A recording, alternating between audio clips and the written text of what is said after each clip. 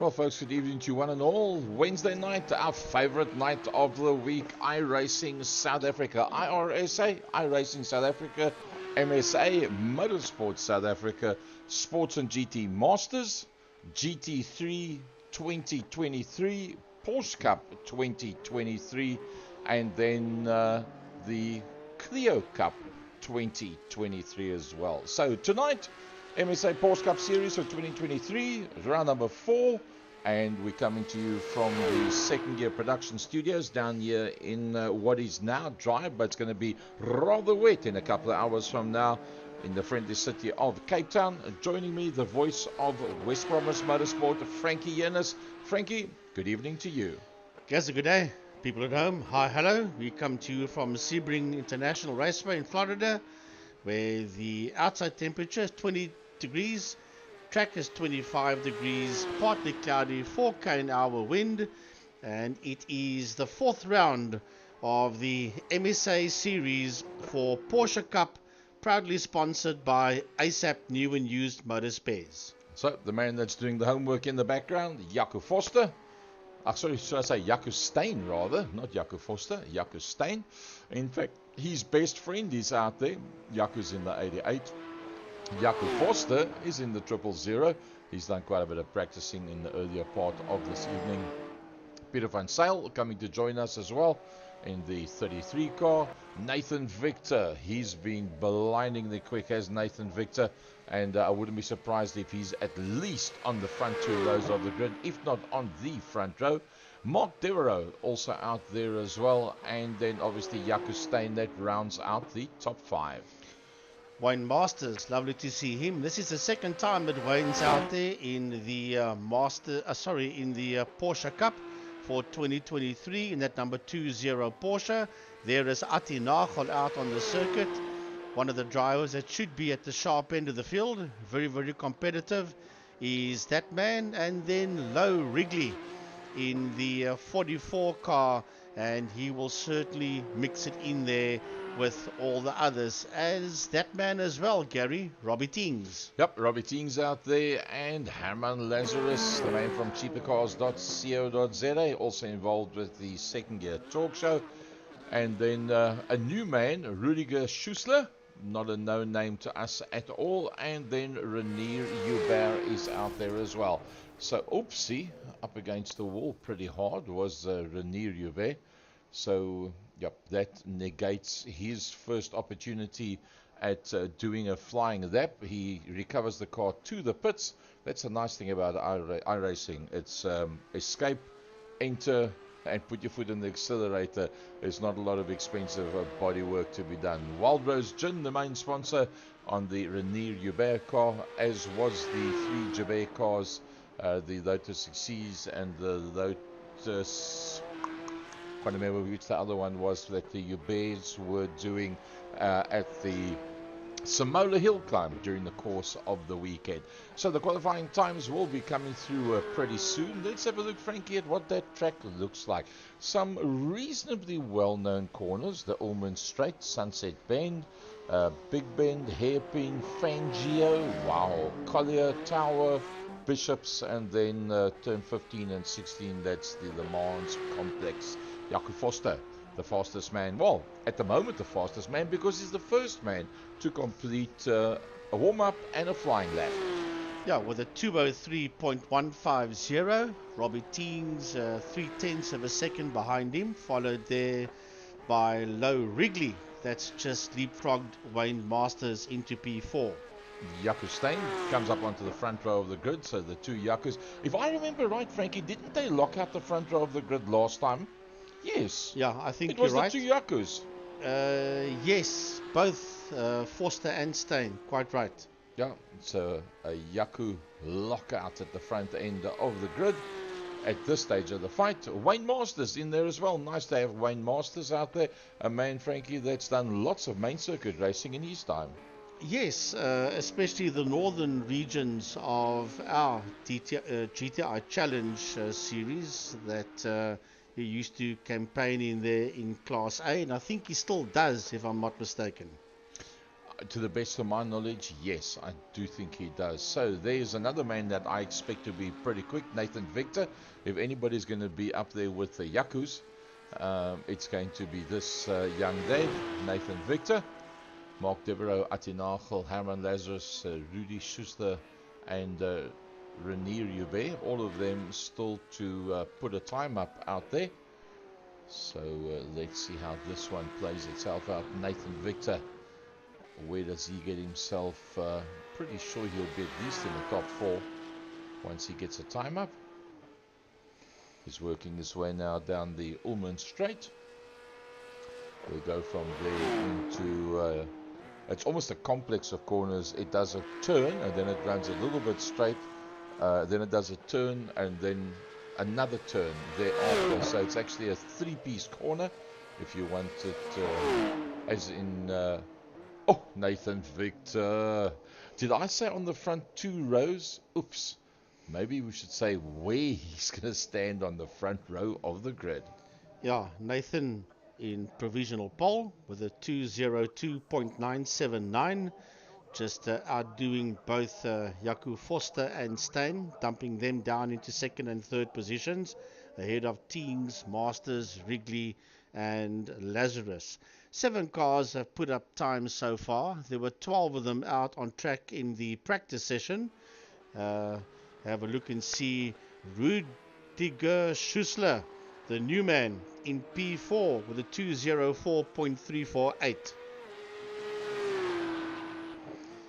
So that's good to see this man up there. He's never done this before that we know of, and he goes and puts himself in P4 so far on the second row of the grid, and then gets demoted down to P5. Let's see how Atenagel's going to play this one out. Peter van Zyl comes in at 9th position. Herman Lazarus drops down to 10th. And we're still waiting to get a time here for there's Mark Devereaux.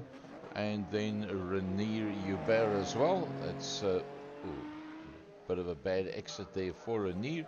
Let's see how this one plays itself out. Or is he going to place himself on the grid?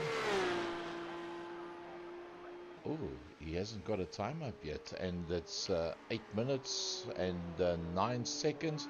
That means that he's going to be starting off the back of the pack, Frankie. The fastest lap at 2:02. There wasn't, by the time he went across the line, 2:02 left, unless he can do something blindingly quick. I don't think that the Porsche is going to make it around for a full lap and put in a time. He'll have to start off the back end of the pack. Yeah, in that Wild Rose Gin Porsche. Oh, Jaco Forster. Yeah, I was just going to say, there's a new man on pole position with the 2:02.881. That is Jaco Forster. And between himself and Jaco Steyn is now Nathan Victor, who is sitting there in pit lane. There you can see Jaco Steyn. He just came across the line now, and he cannot better his time. So 0.271 off the time of his best mate, almost at his best man. But in fact, I think Jaco Forster could have even been the best man at Jaco Steyn's wedding. They've been big buds for a long time. So the front row with less than a minute to go. Can anybody else? Well, Rudiger Schussler moves up onto the third row of the grid. Nathan Victor is into the pits, so he's not going to go any further. Mark Devereaux moves one up as he comes across the line, and he's 2.5 seconds off. So 11 of the 12 entries for tonight's race have put up a time, and Renier Hubert, I don't believe is going to make it through. Definitely not. No. Not now. If he's going to throw that Wild Rose Gin 86 Porsche all over the place, then that's not going to happen. Then he will start in P12 on row 6. If he didn't lose it down the Ullman Straight, I think he might have been in with the outside chance, but now with no chance whatsoever as he works his way through Sunset Bend, because the time is up and he will qualify in P12. Jaco Forster with Nathan Victor on the front row of the grid. The Jaco's not bedecking the front row of the grid. That's my word for the day, bedecking. It's Jaco Steyn and Ati Nagel that find themselves on the second row of the grid.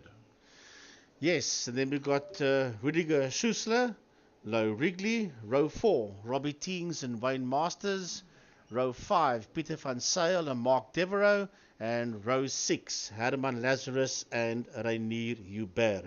Only 12 of them out there, but let's hope that they're going to give us 45 minutes of some good action. Yep, I'm pretty sure that they will. So let's give you a nice big screen look at this one. Let's have a look at that track map at the same time. There we go. We've got that one sorted out. And welcome to the folks that's watching us at home. It's we're keeping an eye tonight on what's happening on the Second Gear Productions. Frankie, take them off the line. The lights go off and away they go. And it's a lovely start there by Jaco Forster. Look at Ati Nagel busy making his way through. He is going to go into that second. No, he stays there in P. No, he loses out. Well, he might lose out on that third position to Nathan Victor. The two of them are side by side, and somehow it's Nagel that stays there in that third position, just ahead there of Nathan Victor. There was a Herman Lazarus got involved in that one, and we've got 4 cars that's out at the back end of the pack. I wonder if we're going to have a yellow flag situation. It's not impossible. Well, I can tell you that Herman Lazarus was part of that one. Low Wrigley, Mark Devereaux, and Peter van Zyl. They were the 4 drivers in no particular order that was involved in that situation. But right now it's all about the two Jacos, Forster and Steyn, P1 and P2, with Ati Nagel and Nathan Victor in P3 and 4. And they are now 3.4 seconds ahead of Renier Hubert.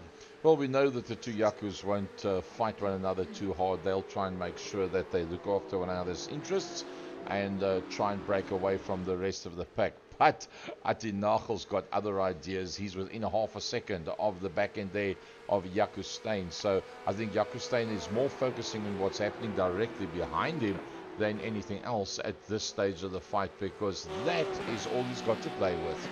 Yeah, in that situation we had earlier on with those 4 cars, Gary, just before we went to that setup with those 4 cars, Rudiger Schussler in the red number 222 Porsche also got himself sideways and in a knot, and hence finds himself now in P11. Yep, that's quite a bit of a gap, that, unfortunately. So let's have a look there what happened with Low Wrigley. Yep, you hear the knock. Let's go back to that one again. Bang! There he goes into him. So that is what happened with Low Wrigley. That was where the whole incident actually started. Let's have a slightly more scenic look at that one. And we can see who it was that actually knocked into him. Yeah. That's the first two that went off. Let's go play with. And that was the end of that one. So it was Peter van Zyl, I think, was the man that went straight. And Gary, earlier on, if you have a look just before that, I think there might have been slight contact between Robbie Teens and Schussler. And yeah, and that's what sent Schussler in that spin. See Robbie Teens back right out of it at that stage of the fight, out of decency and respect for the man that he had touched, and also then to make sure that he's not completely out of it. And Low Wrigley finds himself in the pits. Back to the front end, Jaco Forster. Well, it's all about that front four. That's 5.8 seconds ahead of Robbie Teens, Jaco Forster, Jaco Steyn, Atti Nagel, Nathan Victor. There's nothing between the four of them, and if it keeps up like this, technically speaking, they should be the first four cars at the checkered flag. In what order, I don't know. Gaza, 45 minutes? I'm sure we're going to have at least one pit stop somewhere. Perhaps probably yet. I see Tristan de Nobrega is watching the live. Hi Tristan, good evening to you. Would have liked to have actually seen you out there on the track as well. And as he says, they are pretty tricky to drive around the Sebring circuit. Tristan, maybe you are a bit more knowledgeable than what we are with the fuel situation, and you can give us a bit of a heads up as to what your expectation is in terms of the fuel stops. Yeah, Tristan cannot take part in this series because he does the GT3. I'm sure if he could, he'd love to take part in the Porsche Cup as well. But here comes Victor. Here comes Nathan Victor up on the inside of Atti Nagel. They are side by side, and it's Nathan Victor that slides up into that third position and just put up the fastest lap as well. It's almost a bit surprising because it was in fact Atti Nagel that was pressurizing Jaco Steyn of that front four initially. Okay, we are 3 laps into it already, but Atti Nagel surprisingly losing out now to Nathan Victor. The next thing now, 1.5 seconds between Nathan Victor and Jaco Steyn. Can Nathan Victor go and fetch Jaco Steyn? Well, he's 1.4 behind Steyn, so it's quite possible as we ride aboard here with Nathan Victor, the man from Summit Racing, sitting there in that third position, and he is 1.3 behind second place man Jaco Steyn, who's 0.4 of a second behind race leader Jaco Forster. See Peter van Zyl had an off track as well. Let's just see what happened with him.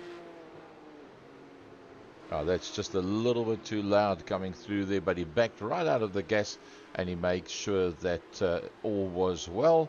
And let's see what happened to Herman Lazarus. Oh, Herman Lazarus was right off the circuit. Let's just go a little bit further back. Let's see what we can pick up there. Oh, looks like he went off. That's strange. We're not picking up where... Actually, oh, there we go. That's the one we're looking for. Ah, he's behind Robbie Teens. Where Robbie can go, I can go. Nope, unfortunately, it didn't work that way. Yeah, Lazarus now sitting down in that second last position with Low Wrigley 1 lap adrift. But we are aboard here with Jaco Steyn, 0.4 of a second between himself and race leader Jaco Forster. So it is Forster from Steyn, Jaco from Jaco in P1 and 2, busy working their way around the main straight, heading into turn number 1, the 90-degree left-hander. Through turn 1 they go, and a personal best for Forster, 204.048, and then also 2 PBs there for Robbie Teens and for Reinier Hubert is now only 0.5 of a second behind Robbie Teens, P5 and 6. Nathan Victor having gotten past Atti Nagel. Remember I said 1.54. It's actually opened up to 2 seconds. So it's the Jaco Roadshow that's actually dictating this one so far. indeed it is Foster and Steyn, and just sitting there with each other. Jaco Steyn of Kazoo Racing and Foster of JV Workshop. That's sitting there in that first and second position so far. And they are getting away here from Nathan Victor. They're just over 2 seconds ahead of Victor. That's in third position, and he's 1.7 ahead of Atinagel. Frankie, I'm going to stick my neck out here. Jaco Steyn is not... Oh! Can you believe it? I was just going to say, Jaco Steyn's not battling to hold onto the back of Jaco Foster. He looks like he's staying there quite easily. And, having said that, a little bit too much pressure. And, unfortunately, off the circuit goes the main man. And, that's going to cost him pretty badly. Let's see how that one played itself out. The back end just stepped away. Tail end just broke away there from him, and he watches them go past. He will rejoin there behind Atinagel. Oh, that's going to cost him so much time. Well, that's not the way he wanted it to be. So whereabouts is Jaco Steyn right now? There you can see the one with the green around it. That is him going up the front main now. And that will be going down into turn number 1. Where's the rest of the guys? There they are. There's Nathan Victor. Nathan Victor is now a second off Jaco Steyn. And remember, that was 1.5. It went up to 2. And now it's gone down to 1. But also, remember, Jaco Steyn rolled out of the gas to not make contact with Jaco Foster. So that's obviously where Nathan Victor managed to catch up. There is Atinagel, and then let's pan a long way back, all the way back to there for Jaco Foster. Remember that, 6.2. That's the gap to Atinagel. Yeah, let's see if that one gets smaller. But there's under a second between Steyn and Victor at this point. Here comes Foster. And right behind him, only 1.8 is the man in P5. That's the Teen Bolt car. That's Robbie Teens. And Robbie's been hassled here by Rainier Hubert. It's just under a second between Teens in P5 and Hubert in P6. There's a Wild Rose Gin car chasing down the Teen Bolt car, heading into that the top part of the corner that is going down towards a tower corner. That's where they're going through now. The leaders are busy making their way through Bishop and then into turns 15 and 16. That's known as Le Mans. So just about 10 minutes in, 5 laps, because it's just over 2 minutes a lap. So on the 10-minute mark, we're busy with lap number 5. The leaders will be completing lap number 5. You're riding on board there with Robbie Teens. In behind Robbie Teens, there is Rainier Hubert. And then the man that had off earlier on, Peter van Zyl, he finds himself quite a long way further back, does Peter van Zyl. Let's see if we can pick up what happened with him. Peter van Zyl, there we go. That should tell us what happened with Peter van Zyl. That was that one. That was that issue in the beginning with Low Wrigley and the number 4 car of Mark Devereaux. They were all involved. But here comes Rudiger Schussler. He sits there in P8 and he's just under 4/10 of a second behind Van Zyl. Now, I do feel sorry for Schussler because he was up in the top 5 when he made a contact was made between himself and Robbie Teens. Teens kept on and he was down in P11 at one stage of the game, and he's now worked his way up to P8 and he's pressurizing Van Zyl heavily. There's only 0.3 of a second between himself and Van Zyl ahead of him. I think he's actually got the pace to hold the pressure on, like Jaco Steyn on Jaco Foster. Oh, that's a good... Oh, I was just about to say that's a good line coming in, and it was a good line. He was trying to get it into a straight line before the apex of the corner. Massive Cook sister session there on the steering wheel, but like they say in the classics, if you race a Porsche, if it doesn't feel like it's trying to kill you on every single corner, you're not driving it hard enough. And frankly, we know these Porsches with the rear mount motors, once the back end comes out, you've got one hell of a fight to keep it pointing in the right direction.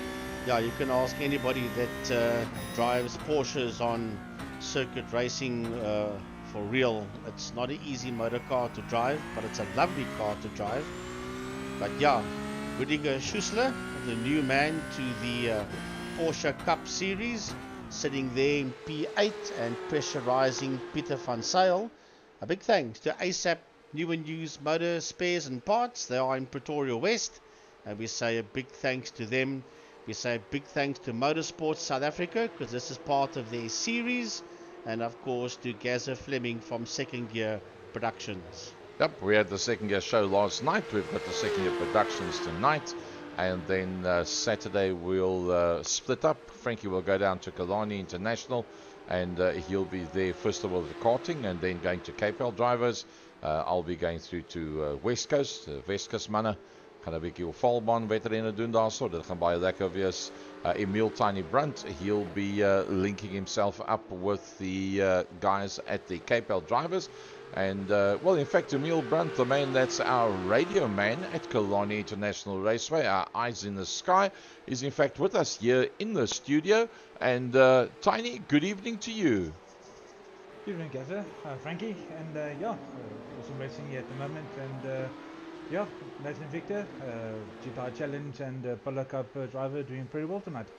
Yep, no doubt about it. And Tiny with us in the studio. Here's our man that's keeping an eye on what's happening. I see Tristan Nobriger says, if I'm not mistaken, I think they can make it to the end on fuel. Might need some fuel saving. So there's a man that's obviously been watching and taking part in the 6-hour races. That unfortunately has been cancelled for the forthcoming future now. We're not going to be doing any more of those specific races as we watch Jaco Steyn from Nathan Victor. Now remember, it was 1.4, then it went up to 2 seconds, then it went down to 1, and now he's on 0.6 of a second. So Nathan Victor can hold the pace of Jaco Steyn, or is Jaco just pacing himself? Maybe what Tristan's talking about, saving a bit of fuel, that might come into it as well. Yeah, look, they didn't talk about compulsory stops, so if they fuel them fat towards the end, then they should be able to make it. Just lift off and coast towards the end, or lift off and coast in the middle section of the 45, then you can nail it towards the end of the race. But obviously this is what the guys are going to work out for themselves, if they're going to do it that way, exactly when and how. As we ride on board here with Nathan Victor, that's in that second position, half a second behind the man that's in P1, that is Jaco Steyn. Yeah, big hello to Tristan de Nobriger. He actually came up with an idea earlier on, saying, why don't we interact with the people? At first I thought it would be a bit difficult to do, but then again, there are other commentators that are doing it as well when it comes to real-time racing and iRacing. So Gary's got the old tablet out, and we are trying that tonight thanks to the idea that Tristan had. Well, we've got to try and always reinvent and do, well, not reinvent and do something new, but always nice to try some new stuff. Oh, talking about new stuff, new is when you go to the front for the first time and you just miss the back bumper like that. Yeah, Tristan de Nobriger, Gazza, more than just a train driver. More than just a train driver. He's gonna say something there. Hy's nie 'n kakie, wat sou ek call 'n kakie gatsie. He's more than a train driver, Tristan. Only a joke, Tristan. But, well, I tell you what, he had some blinding pace in that last race where, yes, they were racked and packed and stacked behind him, but he had the pace to run with the... Oh, runs it wide, and Nathan Victor, he gets something back for all the practicing that he's done, and he gets it off the track slightly as well. So Jaco Steyn must be doing a bit of French there in the man cave.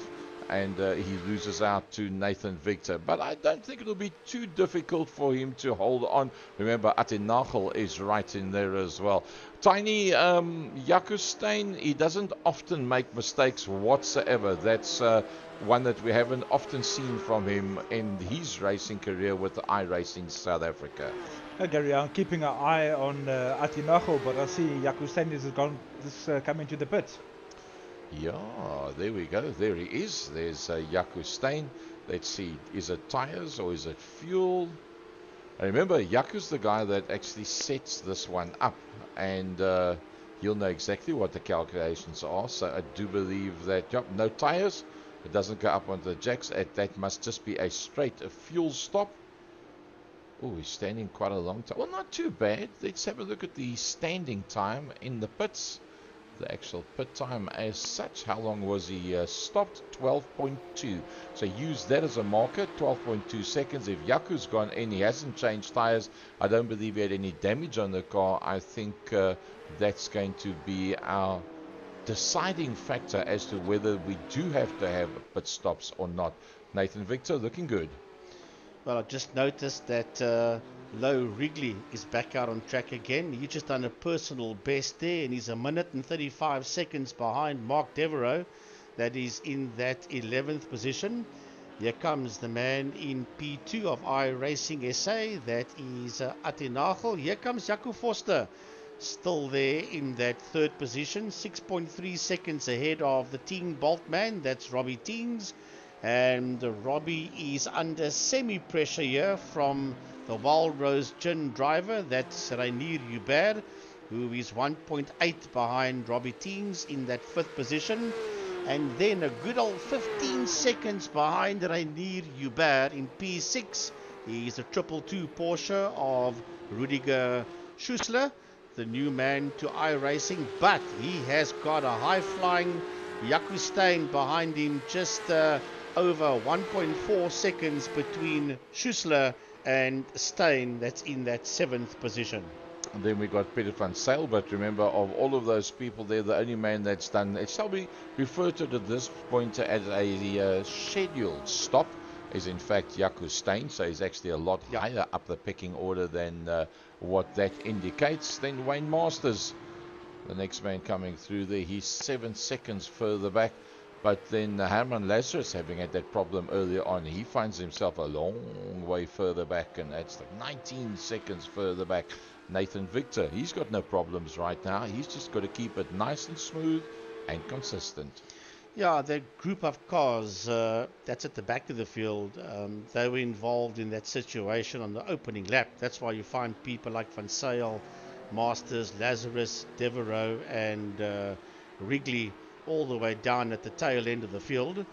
But there's Rainier Hubert in P5, 1.8 behind Robbie Teens. That's in that 4th position. Almost 20 minutes done of the 45. As we hop on board here, the cockpit cam of Rainier Hubert in the 86 Porsche. And that's what 1.7 seconds looks like to the man ahead of him. Keep in mind that Jaco Foster, that started in pole position, finds himself down in 3rd place right now, and he's still got to make the pit stop. But I think let's have a look at the last lap times, how that one's played itself out. 203s for the top 3, a 3.6, a 3.5 and a 3.9. So that means that Atinagel's actually doing a pretty decent job. That fight for P6, Steyn is 0.6 of a second behind Schussler. And there the two of them are. Remember, Jaco did make that pit stop. Whether he had to or whether it was scheduled, that we'll find out later on if the other guys do decide to go in. But either way, Jaco is in P7 and he is just under a second behind Schussler. That's in P6. So it's going to be, I think, just a matter of time before Jaco gets there. But when he gets there, he's got about 16 seconds to try and catch up to Rainier Hubert.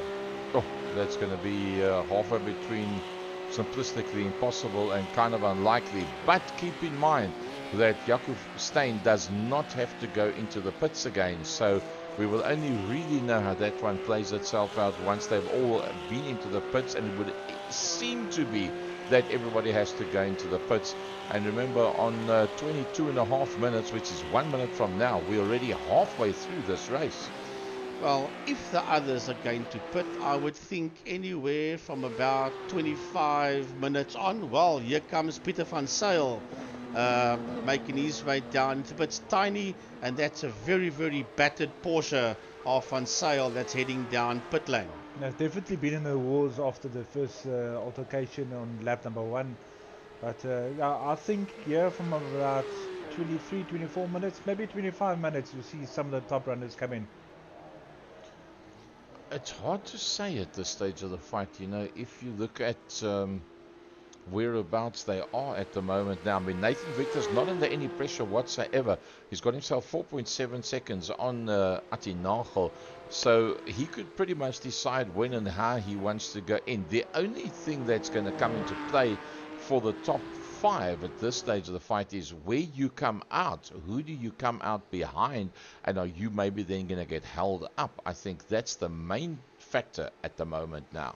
Well, Robbie Teens and Rainier Hubert, there's just under 0.5 of a second between them.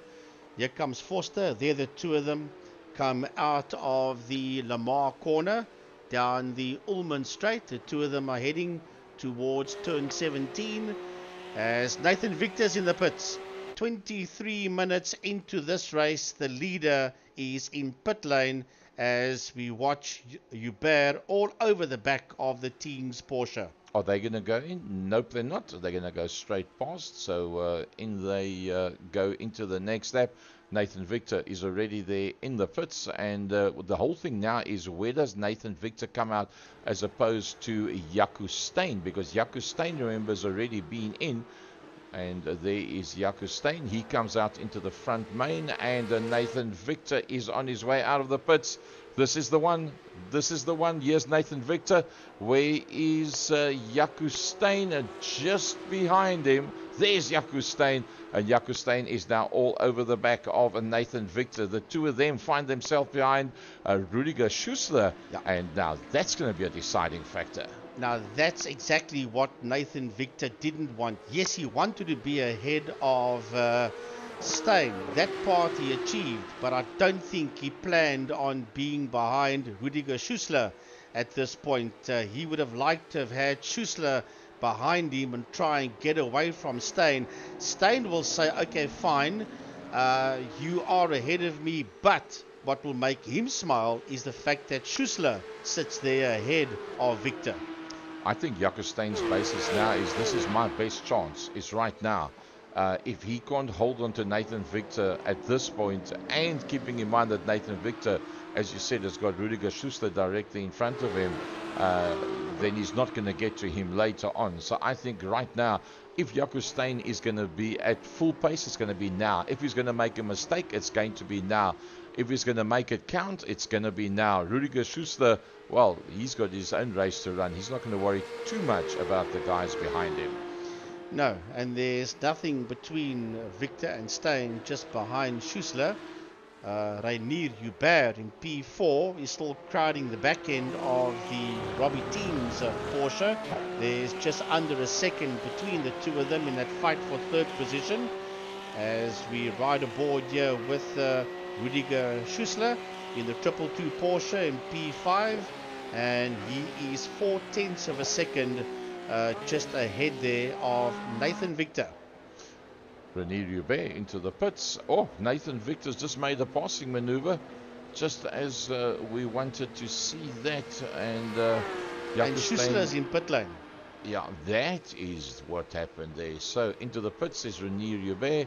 It's Rudiger Schussler that is in there as well. And Jaco Steyn also passed Rainier Hubert when Rainier Hubert went into the pits. So let's see who has stopped and who has not so far. The first three has not stopped, including Wayne Masters and Herman Lazarus, but he sits down in P9.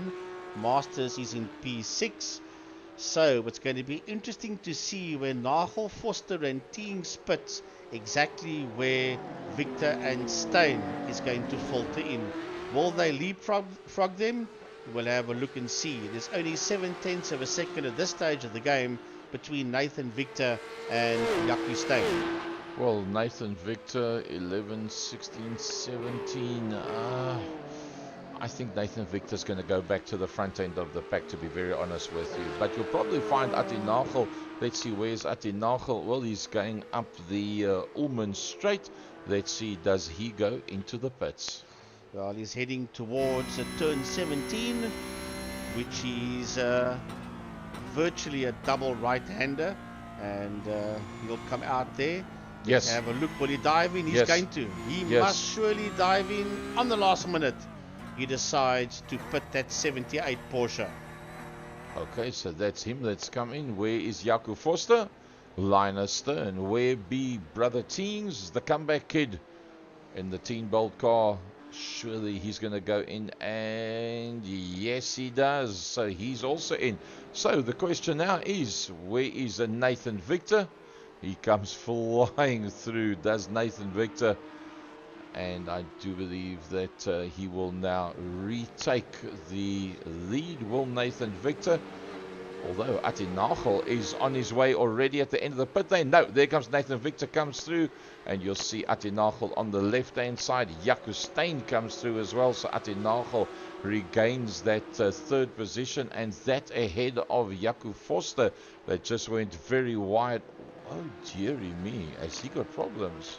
Now, just came out the pits in the JV workshop Porsche, and then parked it on the grass and hits the escape button, goes back into pits, drops down to P12, and that sadly is the end of that if it comes to a top 3 or even a top 5 for Jaco Forster. He's got electrical problems and it's called Eskom. It's possible.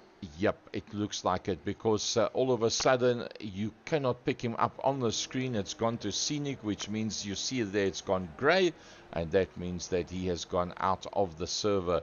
So maybe that electrical problem's got nothing to do with the alternator. It's a part of the motor that's called Eskom. Hey, one of those things. You've got to feel for Jaco Forster should that be the case. And yes, as Gary was saying, for those at home, if you look at the leaderboard, you'll see that Jaco Forster is in that greyish colour, and it says he's out. So that is probably power issues at home. 2056 and on our South African timing board.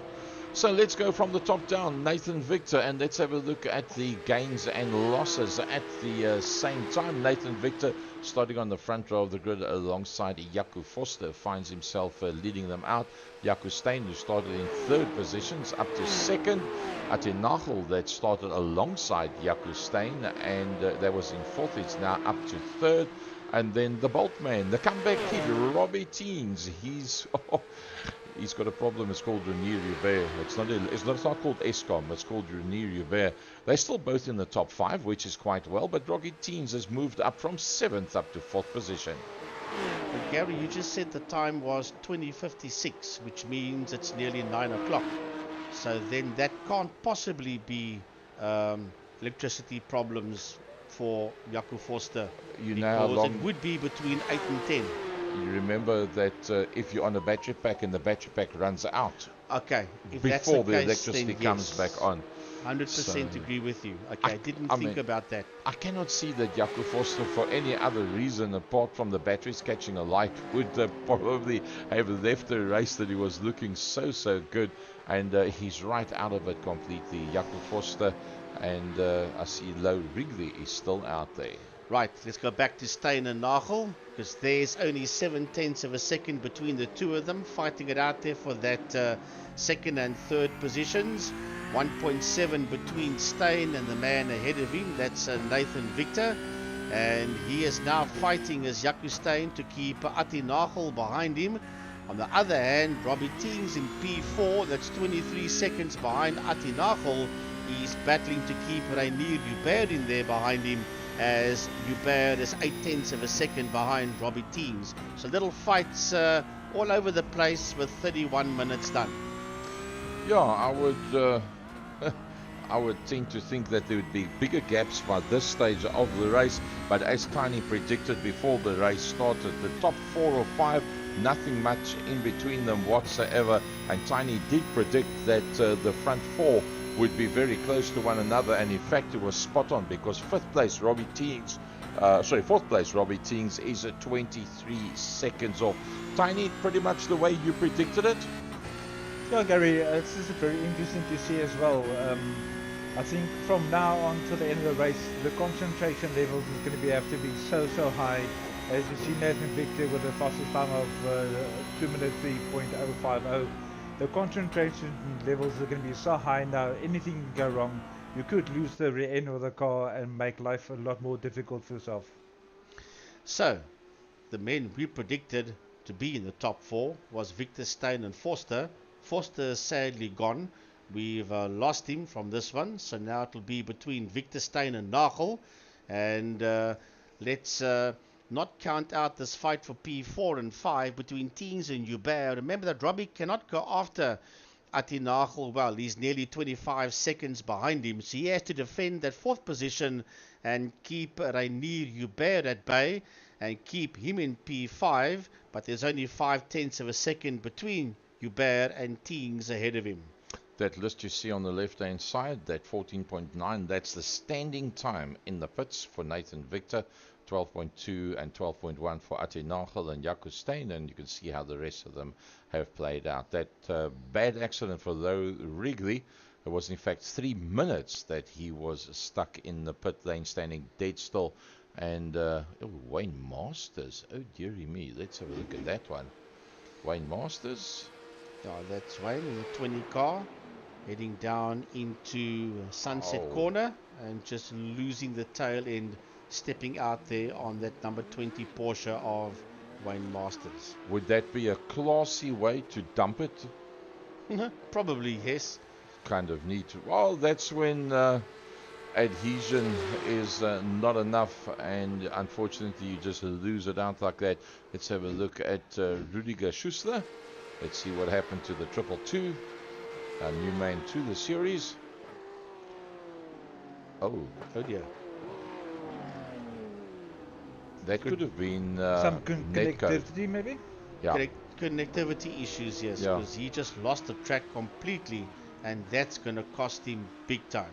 It was almost like his foot lost the brake pedal, but that was definitely connectivity that created that one. 34 minutes, that means we've just got a couple of laps to go. 11 laps around about 11 minutes, around about 5 laps. So we're probably going to end up on around about 22 laps in total. Nathan Victor, class act for the day. Yeah, I feel sorry for Schussler, because he's proved to me that he certainly can do this, that he certainly can drive, but now on 2 occasions he's had bad luck. The first one dropped him down all the way to P11, then he got up to P8, then he worked his way up, and then with connectivity issues all the way back down again to P8, 3.8 seconds behind Wayne Masters. Herman Lazarus moves out the way for Jaco Steyn. And he says, look, you guys are fighting first, second, and third. I don't want to be a deciding factor in that. So he backs out of it, says, guys, you carry on. So there we've got a second and a third. They're right behind one another. And just ahead of that, there we go. That is Nathan Victor, and he's looking pretty decent right now. Lou Wrigley's just had a outing that he went off the track. And he, in fact, clicked straight back to the pits.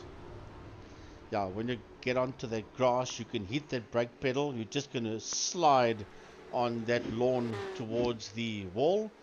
But no problems for that man. Nathan Victor sitting 1.8 seconds behind the combination of Jaco Steyn and Ati Nagel, with 6/10 of a second between the two of them.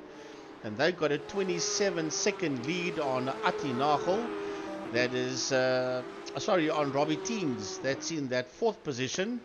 And Robbie's only got 4/10 of a second between himself and Rainier Hubert as we watch Steyn and Nagel busy working their way around. That's coming out of turn 1, heading up towards turns 2, 3, 4 and 5 for that matter, before they get to turn 6, which is called Big Bend. And Ati Nagel right on the case there of Jaco Steyn. As is Rainier Hubert doing a similar kind of scenario on the comeback kid, Robbie Teens. Robbie Teens doing the slightly tighter line than Rainier Hubert, the opposite of what we saw with Jaco Steyn and Ati Nagel. So the battle for 2nd and 3rd is on, the battle for 4th and 5th is on. Thereafter, I think it's all pretty much done bar the shouting. Yeah, I think that's the only real fight out there at this stage of the game, is the one between Steyn and Nagel. The replay here, Peter van Sale on the dirt. That's not where you want to go. That's going to cost you some serious time as he recovers and rejoins the circuit once again. There is Rainier Hubert, who is now 2.1 seconds behind Robbie Teens. Well, this one hasn't changed whatsoever. Ati Nagel and Jaco Steyn. Nagel, I think he's pretty hell-bent on getting past Jaco. If we look at the gains and losses, Ati Nagel up 1, Jaco Steyn up 1. So to be driver of the day, I think Ati Nagel feels that he's probably going to go one further forward. Although I must say, Rainier Hubert literally off the back of the pack, off the pit lane, up 7 positions, up into a very creditable 5th position, to my mind would be first choice for driver of the day at this point. Yeah, well, we'll wait until the time is up, because I'm going to still look for a bad luck and for a fighter of the day. We'll get to that one a bit later on. Right now, the place to be is to watch Steyn and Nagel, as they're only 1.6 behind Nathan Victor. Nathan Victor's not far down the road ahead of them. In a wider shot, there goes Nathan Victor into that left-hander that is coming out of turn 5 and working his way through a big bend towards turn 7, which is called the hairpin. So that is first, second and third in the same shot, which means that Jaco and Ati is busy closing the gap there on Nathan Victor. Ooh, Nathan Victor got a little bit out of shape there. He saw the back of the car bouncing around, and that's taken a bit more than a tenth out of it. In fact, through that complex, Jaco Steyn now catching up a little bit. Jaco Steyn 1.3 ahead to Nathan Victor. Ati Nagel just about 1.0. So pretty equidistant between the two of them. Concentration on what's happening in front and behind for the man in the sandwich there, Jaco Steyn. Either one of the three make a mistake, there's not enough time left over to be able to make it up again. You can't make a mistake at this point. No, you can't. Approaching 5 minutes, there's no ways that you can get it wrong now. If either Nathan, Jaco or Ati get it wrong, then Robbie Teens will be there. 31 seconds in motorsport is a long time, but if you make a mistake, it will bring Robbie Teens right back into play, and then he will be in with a shout, which then means that you'll be giving Rainier Hubert a chance as well. So yeah, I agree with you.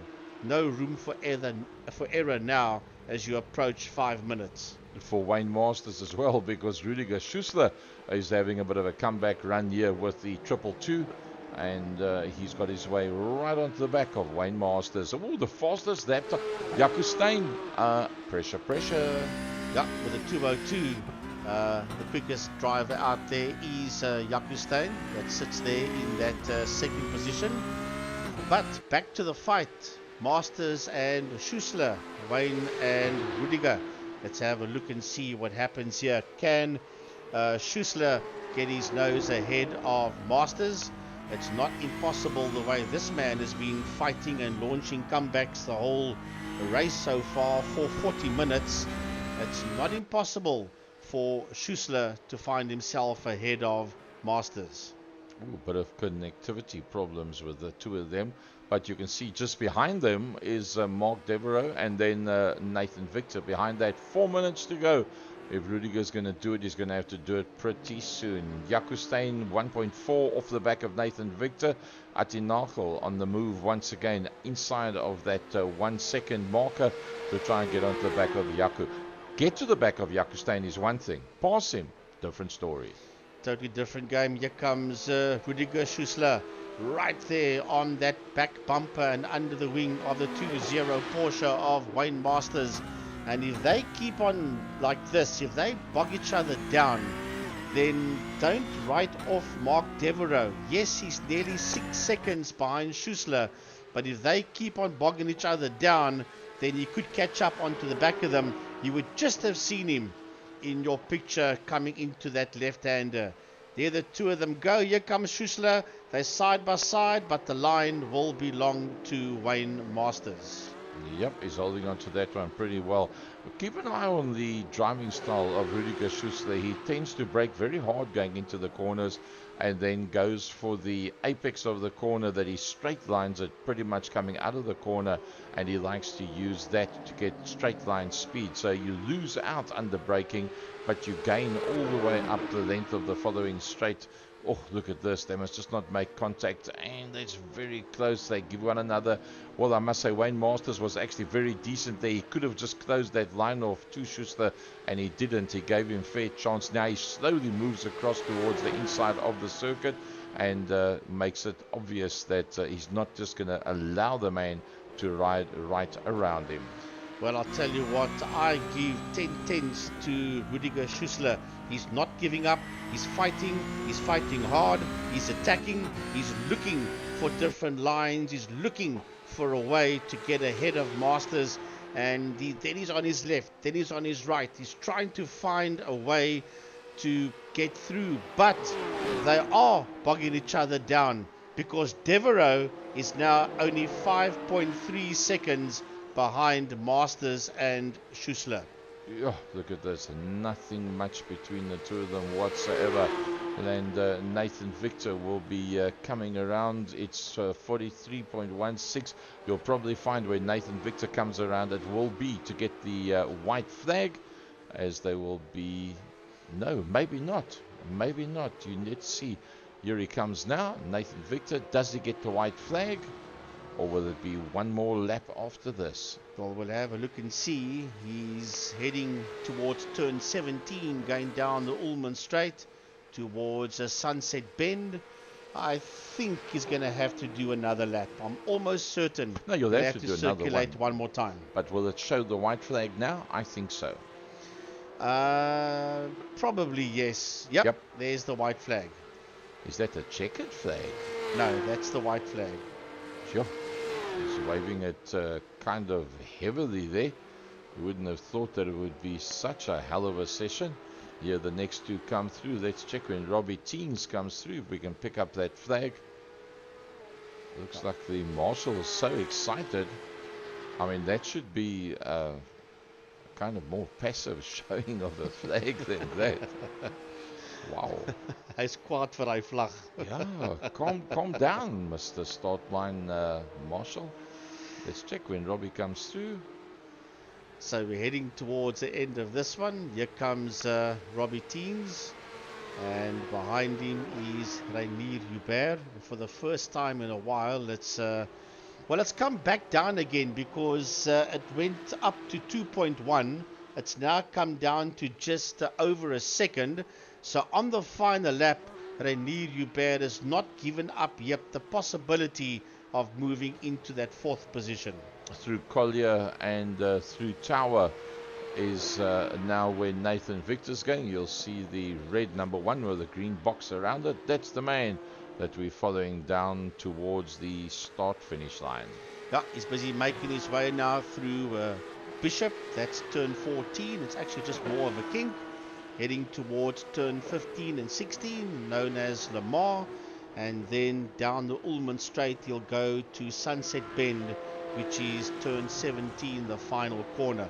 But Gaza, Rainier Hubert has not given up for P4 no. just quite yet.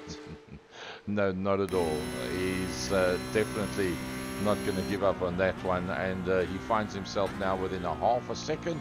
Let's ride with Nathan Victor as he goes across the line.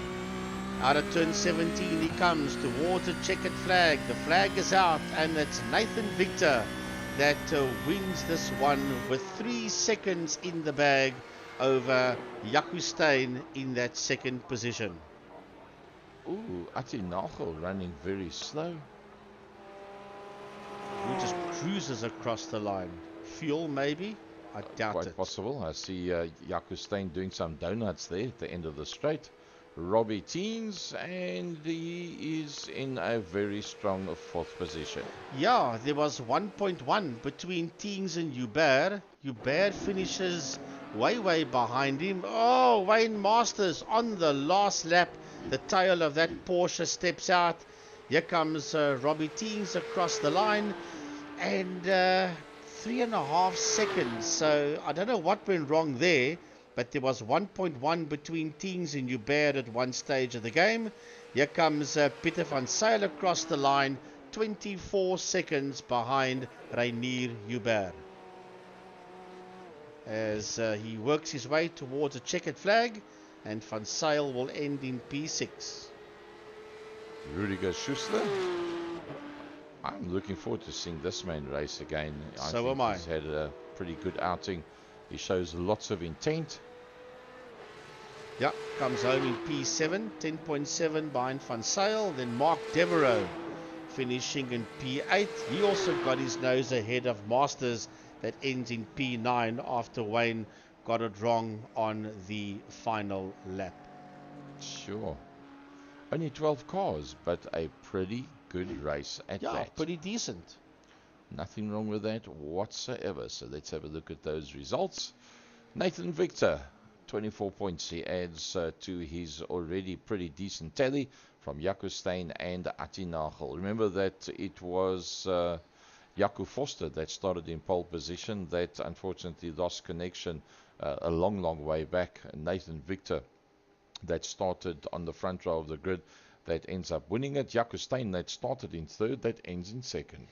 Yeah, then Teens in P4, followed by Reinier Hubert, Pieter van Zyl, Rudiger Schuster, Mark Devereaux, and Wayne Masters. They're all the drivers on the lead lap. Lazarus was one lap down, and effectively Lowe, Wrigley, and Jaco Foster was out of it. Bad luck of the day? Foster. Jaco Eskom Foster. Flyer of the day, I would choose Reinier Hubert. Fighter of the day. Coming off the back of the pack, Reinier Hubert, I would give him driver of the day. Fighter of the day, Rudiger Schuster. Yes. Yep. That is the man that I had in mind, because he was fighting the whole day or the whole event, to get himself back up the leaderboard. So my driver is Reinier, bad luck Jaco Foster, and the fighter is Rudiger Schuster. And I agree with you, Gary. I'm looking forward to see more of that man in that 222 Porsche. Yep, yeah, definitely. So that wraps it up from the Second Gear Production Studios. On behalf of the voice of West Province Motorsport, Frankie Yunus, the voice of SA Oval, myself, Gary Fleming, from the Second Gear Production Studios. I think we'll leave it to Emil, the radio man, Tiny Brunt from Tiny's Pitbox, to close off and say good night to you, one and all. Well, thank you very much, Gary and Frankie, for the opportunity. It's quite exciting session we had, and yeah, we'll see you guys pretty soon again at the racetrack. Yeah, and remember, as Gary was saying earlier on, there's lots and lots of motorsport this weekend, that combines a true-to-life racing experience with an online community of virtual racers from all around the globe. iRacing offers a multitude of officially licensed cars and tracks, laser scanned with millimeter accuracy. Their car models and mechanical systems are based on real-world physics, engineered in cooperation with manufacturers and race teams. Their skill license system ranges from rookie to pro, ensuring members are always pitted against those with similar skill sets. Members are able to sign up for a weekly race series, compete in time trials, host a private race with friends, and participate in racing leagues created and run by the community. With over 170,000 members, iRacing works in partnership with renowned motorsports organizations like NASCAR to deliver virtual races based on the real-life NASCAR Cup Series, as well as many other series on the NASCAR ladder. iRacing also features team racing, providing a variety of options for members to create and manage their own teams. Race with friends or real-world teammates in full-length endurance events like the 24 Hours of Daytona, Spa 24, or the Bathurst 12 Hour. Additional partners include IMSA, World of Outlaws, Supercars, and IndyCar, allowing members to race in their very own Indianapolis 500, Bathurst 1000, Chili Bowl, and many more iconic events. This is iRacing, delivering the most authentic racing experience short of getting into a real race car. Sign up today at iRacing.com.